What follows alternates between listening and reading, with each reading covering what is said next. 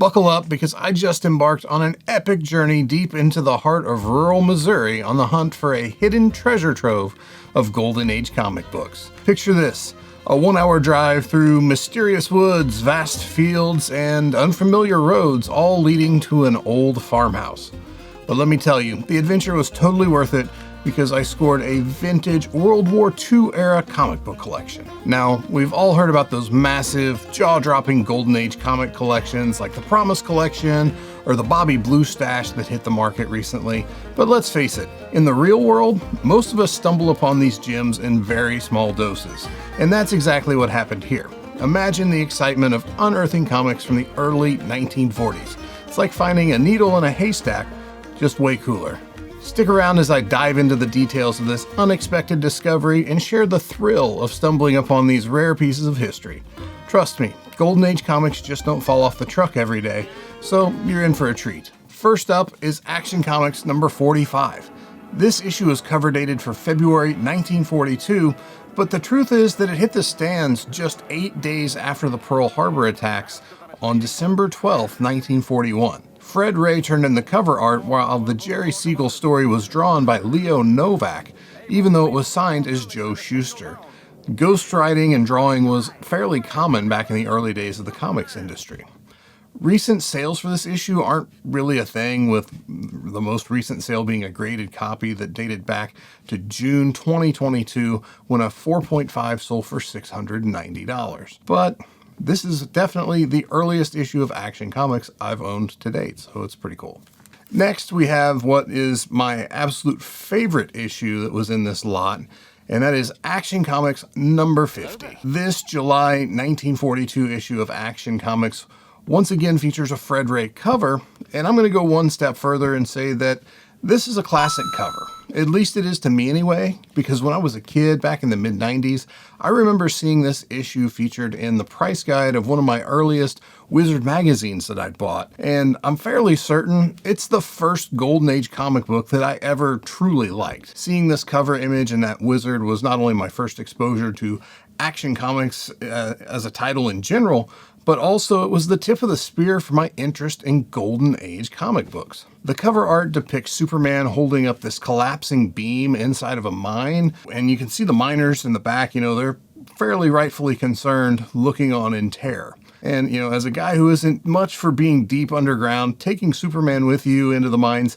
is kind of the ultimate big brain play, so well done on these guys. The most recent reporting sale on GPA for Action 50 is that of a CGC 4.0 that sold back in May 2022 for $870. But truth be told, this one's likely headed for the PC. As long as I've loved this cover, I've never really made an effort to go after it, as Action and Superman aren't really my thing.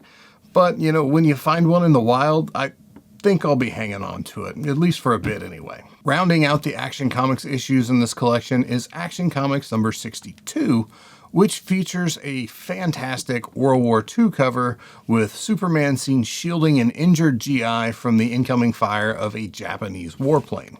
Cover artist Jack Burnley really did a great job with this cover, and it's actually one of the earliest depictions of the war in the Pacific as far as Action Comics goes. Inside the issue, we have Siegel and Shuster signatures, but the script and interior art were actually provided by Don Cameron and Sam Citron, respectively. Unfortunately, of all the complete actions in the collection, a little bit more on that later, this Action 62 is actually the lowest grade of all three of them.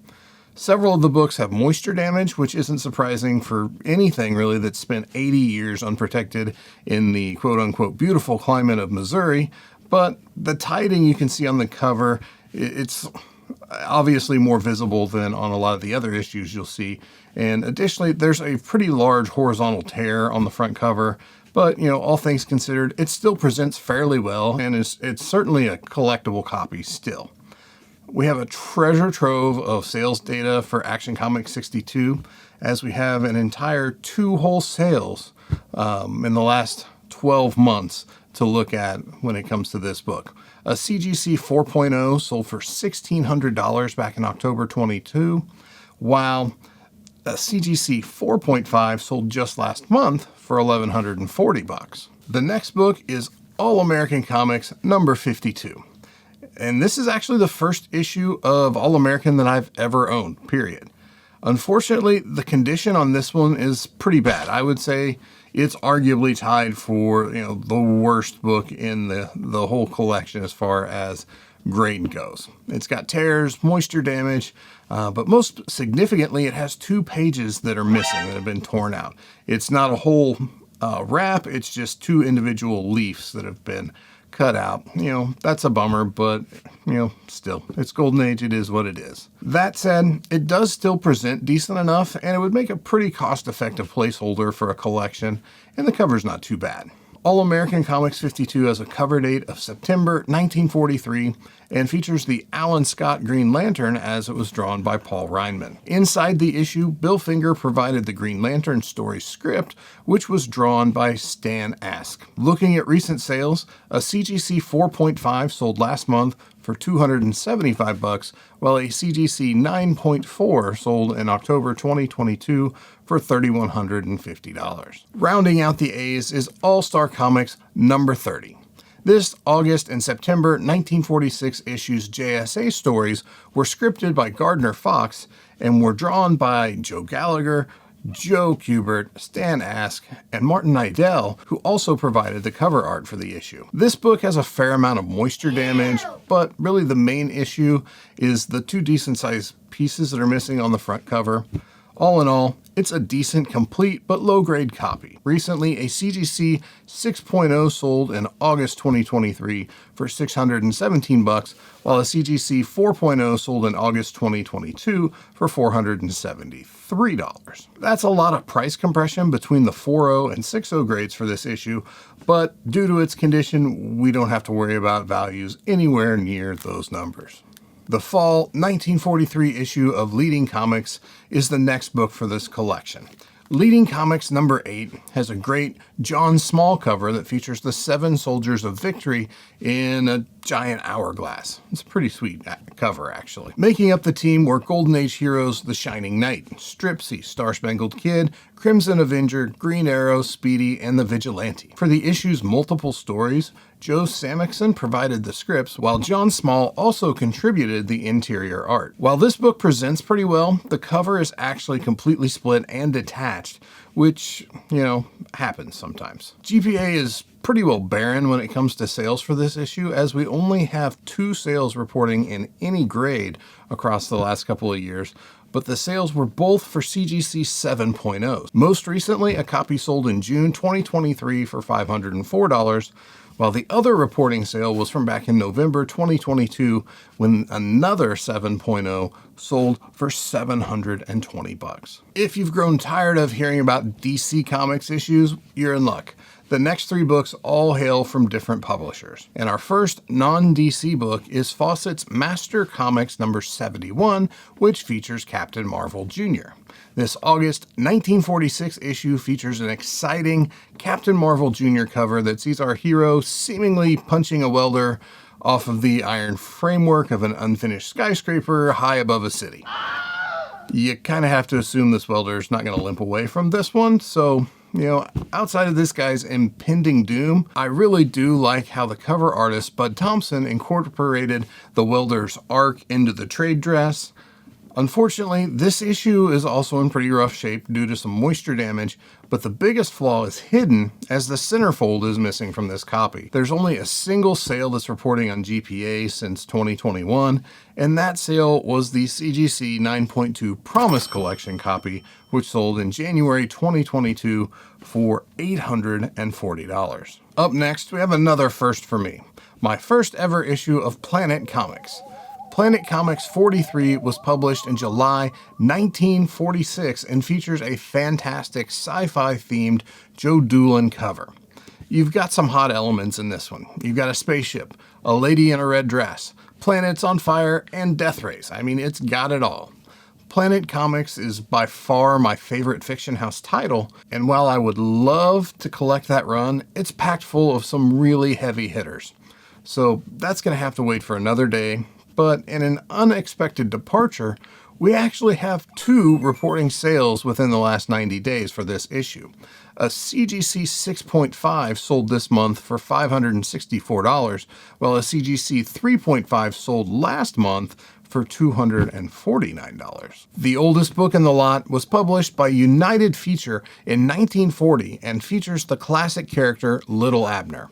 I have to admit, this book threw me for a loop when the seller and I first started talking. I couldn't find this book to save my soul. Little Abner number 2. But none of the number 2 issues look like this. Well, it turns out despite Little Abner titling the issue, the book is actually called Single Series, and this is issue 18. It's labeled number 2 because Little Abner was previously featured in Single Series number 4, making issue 18 his second book in the series. Single Series was an anthology title which featured a different feature each issue, not unlike 4-color comics over from Dell. Other IPs that were featured in Single Series include Tarzan, Bronco Bill, Tailspin Tommy, and Alice in Wonderland. This particular copy again presents pretty well, but it has a decent sized piece missing from the first page, which does impact the story, and the centerfold is missing. No recent sales are reporting in GPA, but there really isn't much value in this book, even in higher grade in the current market. Bringing us home, and the final book I'm going to feature from this collection is one last DC issue, World's Finest, number 14. Cover dated for the summer of 1944, World's Finest 14 has a weird cover. You've got adults, Batman and Superman, just kind of chilling at a rural swimming hole with Robin while some local youth swim and play in a pond or something similar.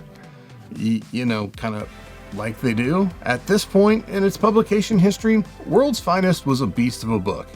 84 pages, a heavy cardboard-like cover, and unfortunately, that's why the series demanded a 15-cent price when almost every other comic book was just 10 cents at the time. This thing is a beast. Of note with this issue in particular is the Bill Finger scripted and Jerry Robinson drawn Batman and Robin story. One of the downsides of the cardboard cover, however, is that the binding glue wears out over time and the cover can become detached from the rest of the book, and such is the case for this copy. The cover is still there, it's in great shape, but the glue has just given up and the cover is now detached. This book is our winner when it comes to sales comps though, as it actually has 7 sales reporting a GPA in the last 12 months. Most recently, a CGC 6.5 copy sold for $704, while a CGC 7.5 sold in June 2023 for $1,045.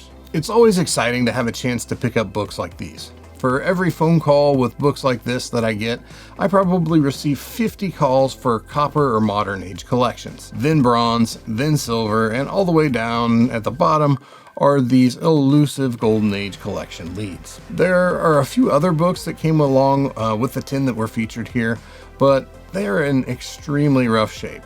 The highlights there include an additional issue of Action Comics and All-Star Comics, both of which are coverless, and the All-Star, even the first wrap is split and just really rough. That said, what book appealed to you most out of these 10? I know for me, it was definitely the Action Comics 50 like I talked about, but that Planet Comics 43 is pretty cool too. If you're interested in any of these books, I will most likely have them with me when I return to St. Louis for the Spectre Club show in Shrewsbury on November 26th later this fall. And if you'd like to have first crack at these books, I'll see you there. Collect responsibly, and I'll see you in the next one.